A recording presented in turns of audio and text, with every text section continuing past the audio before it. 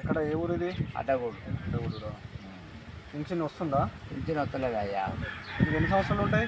72 సంవత్సరాలు ఉంటే పింఛన్ రావాలిగా. సరే అంటే ఎమ్మెల్యే గారి దగ్గరికి ఎట్లా ఇటీరా పింఛన్ పెట్టమని? కాగితాలు పెట్టాము వచ్చే అట్లా ఆ కాగితాలు కింద వేస్తారు. ఎవరు ఎమ్మెల్యే పట్టించుకుంటాడా? పట్టించుకుంటారు. ఆయన సరఫరా ఉన్నోడు కూడా పట్టించుకుంటారు. భూమి ఏమైనా ఉందా? ఒక కుంట భూమి లేదు అయ్యా. అంతేనా? ఒక్క ఇల్లు చాలు. అది కూడా నాకు పంట కాలే. మరి ఏం చేస్తావు నువ్వు ఇంటి దగ్గరనేనా? పది వరకు ఇల్లు లేదా? అంటే ఇందిరా మిల్లులు మొన్న పెట్టారు కదా, అలా రాలేదా?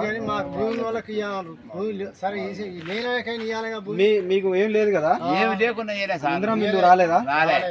అంటే లేని వాళ్ళకే కదా ఇవ్వాలి. ఇప్పుడు మీ ఊళ్ళో ఎన్ని ఇచ్చారు? మాకు ఏమి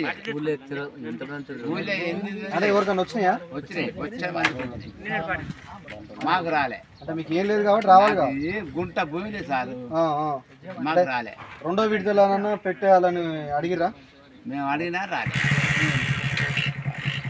ఇలాంటి ఇందిరా మిల్లులు ఇలాంటి నిరుపేద ప్రజలకు ఇస్తే బాగుంటుందని ప్రభుత్వం కోరుకుంటున్నాను.